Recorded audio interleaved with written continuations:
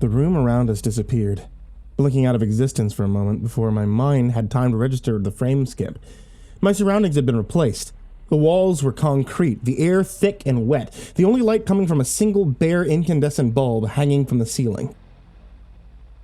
I had been transported to the basement.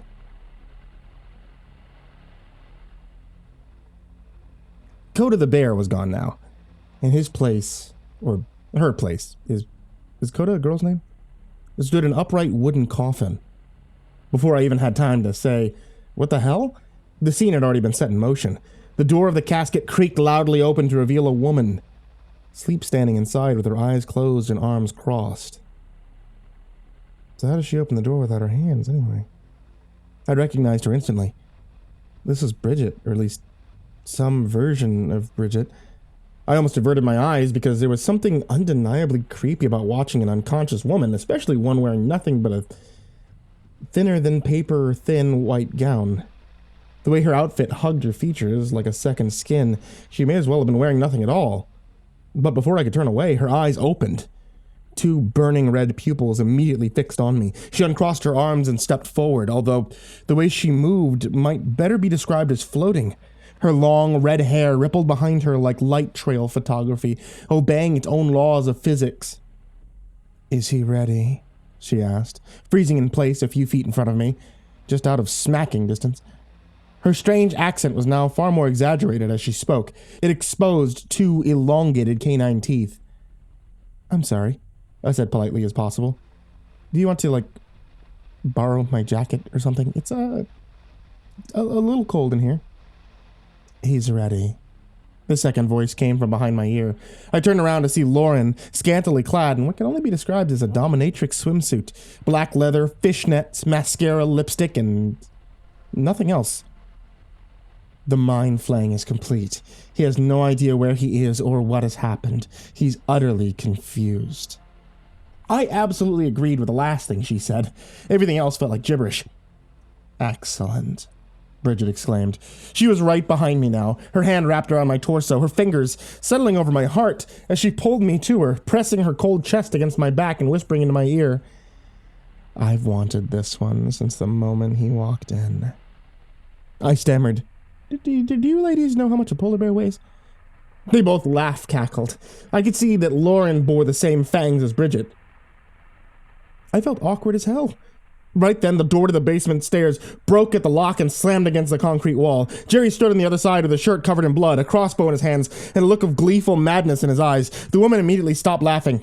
"Impossible," Bridget hissed. "You're supposed to be dead." "Yeah?" he responded, taking a step into the room. "Well, you're supposed to be stupid. I guess I'm the only one here defying expectations." With that, he aimed the crossbow at Lauren and let an arrow fly. As it pierced her chest, she screamed, falling to her knees and exclaiming, "Ah! You've killed me, you butthole!" Her final words lingered in the air as she burst into white flames and then quickly extinguished, leaving behind only a pile of ash. Bridget pushed me into the wall with way more force than someone her size should be capable of. I hit the ground and watched as she floated towards Jerry. "You're too late, Jeremiah Cumberbatch. The mind flaying is complete. Your friend now believes that none of this is real. Nothing you say will convince him otherwise. Your only choice is to join us." Jerry threw the crossbow to the ground as he closed the distance. She bore her teeth, hissing, and then went back for the attack. She must not have seen the wooden stake tucked under his belt. He pulled it out, thrust the weapon into her heart, and quipped, "Suck on this, bloodsucker."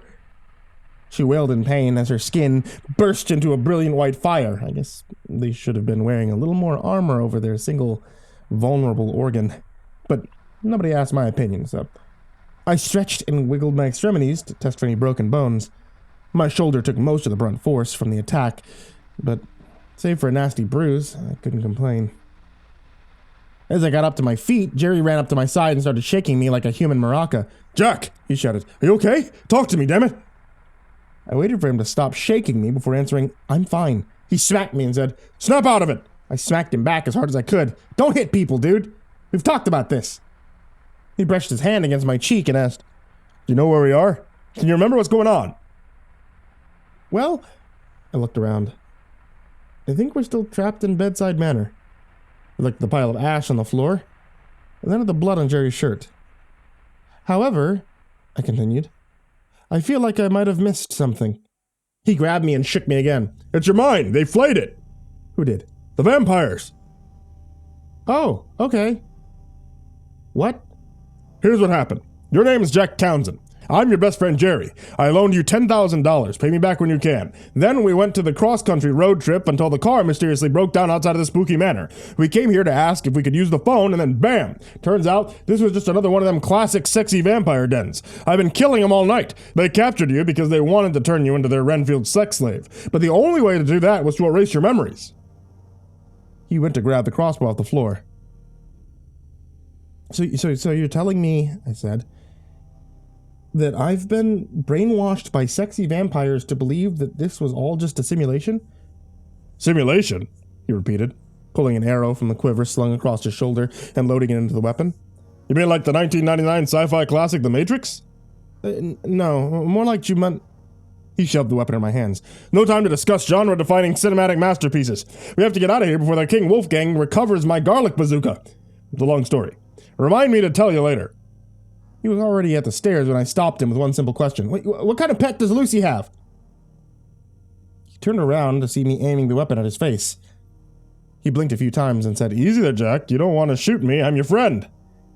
You have no idea who Lucy is, do you? That's just your mind-flaying talking. So you do know Lucy? Of course. Prove it, then. What kind of pet does she have? She has a pet snake. I gave him a few seconds just in case he wanted a do-over. Then I said, Wrong again.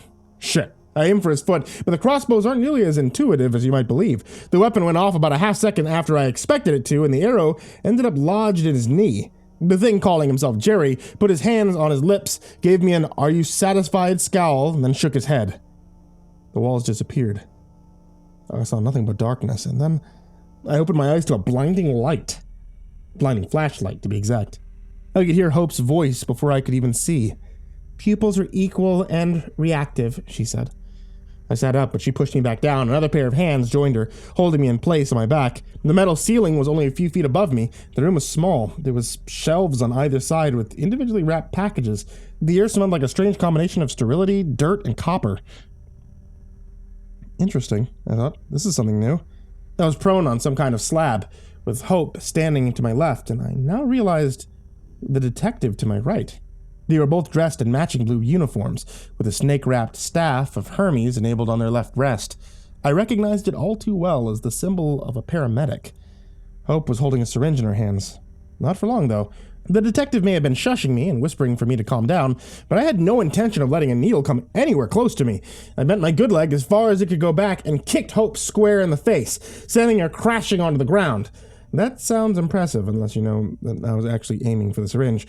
The detective released me and raced to his partner as I sat up and looked out the open back doors of the ambulance. We were parked on the side of a lonely country road. The sun was setting. Nearby, my Nissan was crumpled around an oak tree. The vehicle was utterly destroyed. The only part that wasn't a twisted mangle was a small section on the passenger side seat. Blood spray decorated the hood and remaining bits of windshield. Between the ambulance and tree, two more paramedics stood by, with something shaped like a body lying beneath a blanket. The detective helped Hope to her feet, then turned to me and said, Please, sir, calm down. We're not here to hurt you. You've been in a terrible accident and suffered major head trauma. We're trying to help you. I rolled my eyes. Oh, come on, dude. This is the worst one yet. I'm not trying to trick you. When you arrived at the scene, you had already lost a lot of blood. Skip intro, I said, cutting him off. I've already been inside ambulances plenty of times, so I know this doesn't look right. I mean, seriously, you guys aren't even wearing gloves. The detective and Hope shared a look. I waved my hand in the air and said, Next! The ambulance vanished with a poof. When the world came back to me, I was in a very different place. The floor was made of stone. The brick walls were lit by torches and decorated with medieval-style weapons and shields. With a pair of windows looking out at smoke clouds flickering red with the reflections of fires burning deep below. I sat up as the enormous wooden doors at the edge of the hall swung open. The man who entered wore a suit of armor, scuffed with dirt and blood from recent battle.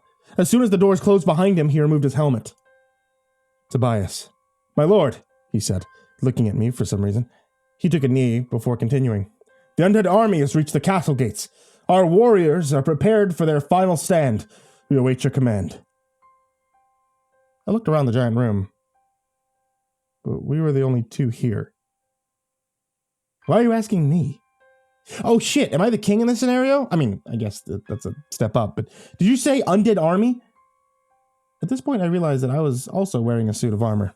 It fit miraculously well, like it had been tailor-made to my exact dimensions. Unlike Tobias's silver, mine was shining gold. Interestingly, my bad foot had been replaced with a bejeweled peg-leg tip with spikes. An interesting, if not totally impractical, battle aesthetic. My lord, Tobias said with a tad more urgency, your tongue belies your majesty's wisdom. What foul spirits have nested in your mind? What manner of dark enchantment has bewitched you? I have no idea what you just said. Tobias stood and called into the air. Great wizard, show yourself! In this very hour your king requires aid!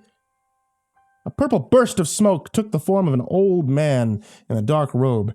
His eyes were hidden beneath the black veil. He held a staff with etchings of snakes running up and down the hilt, and his face contained an all too familiar, overgrown walrus mustache. Why have you summoned me away from the front line? The undead army has breached our castle walls. Great wizard, his majesty speaks madness. The enemy must have enspelled his mind. Nathaniel Wizard waved his staff, dimming the lights temporarily and conjuring a giant bird made of fire. It soared from his staff into the air, crashing against the ceiling, spilling a fireball to every wall before dispelling. With a solemn tone, he gave his answer. A dull fate has befallen our precious king. The necromantic sorcerers have placed a curse upon his memories. He truly believes that he is not the true heir of our kingdom. Nay, that he isn't even from our world. Can this madness be undone?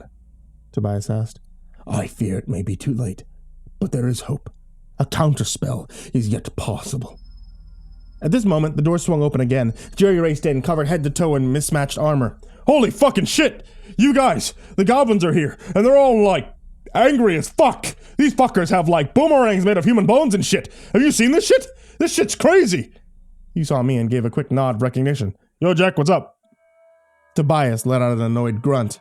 Jerry shrugged and said, Sorry, dude, I explicitly told you all before we started. I have no idea how to do the Dungeons & Dragons voice.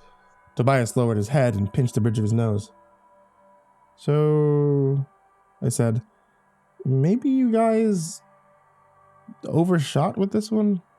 The detective materialized out of the shadows. With a snap of his fingers, the others disappeared, leaving just the two of us. You are an enigma, Jack. Maybe I've been going about this all wrong. You don't seem particularly accepting of excitement. Perhaps a compromise can be made. I looked up from the typewriter as Claire entered the room. She smiled and said, Knock, knock. A moment too late for it to have mattered. Still, I couldn't help but return her smile. It was, in a word, enchanting. I looked at the clock on my desk. 5:30. I would work late again. Claire must have realized I was in the zone, and she didn't want to interrupt the creative process. That was one thing I loved about her. How's it going? She asked. I checked my progress. 5,000 words today, I said. Not terrible. 2 or 3 of them might even make the final cut. Did you finish the vampire scene?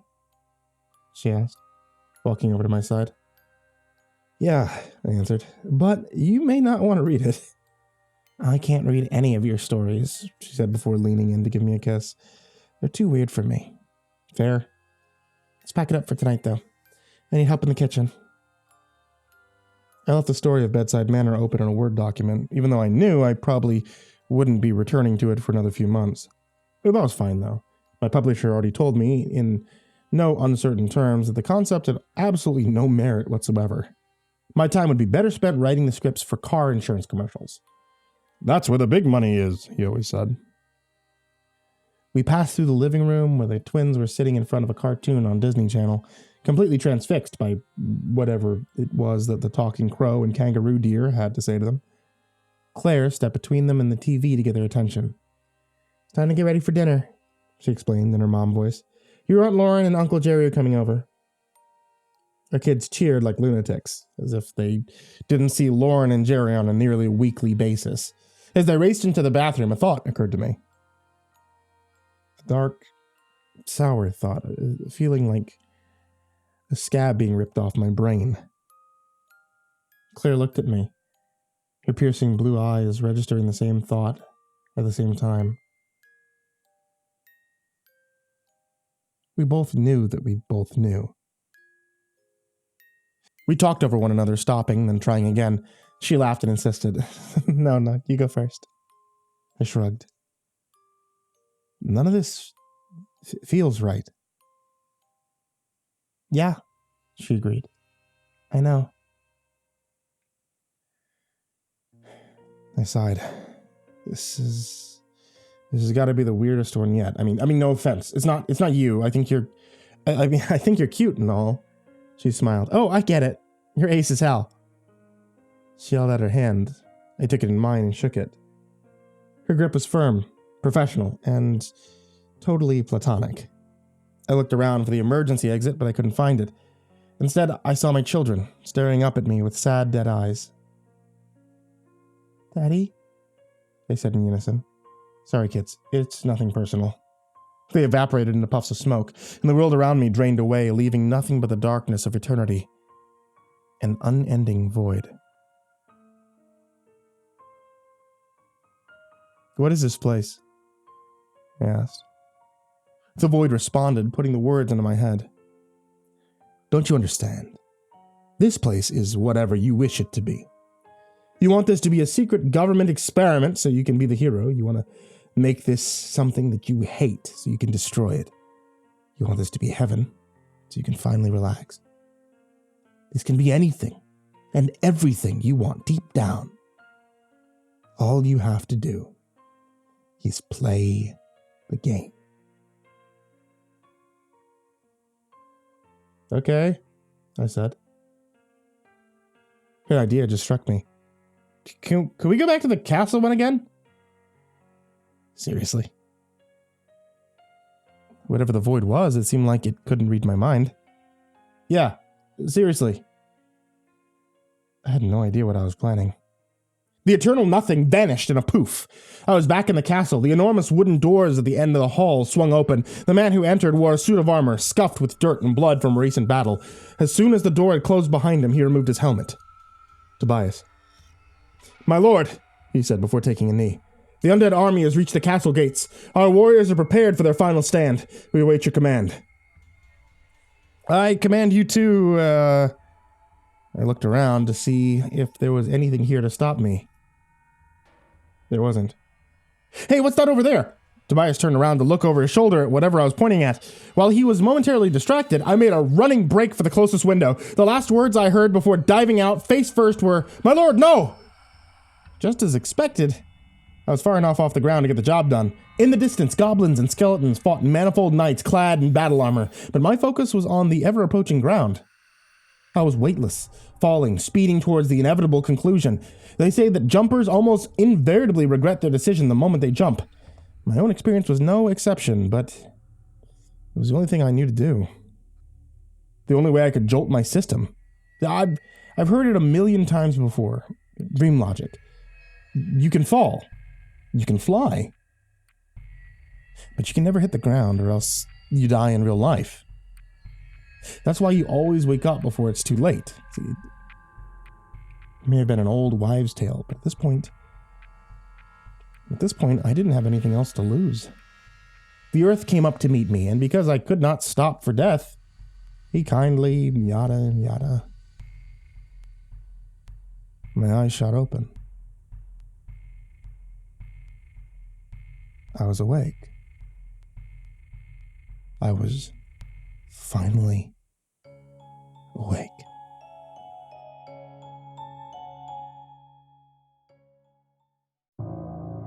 Hey there kids, it's me, MrCreepyPasta, and thank you so much for listening to tonight's story, or watching tonight's story, whichever one you happen to do. I also want to tell you, if you guys like stories, then you should always check out the description down below. In the description, there's a couple different places you can always go to if you like stories.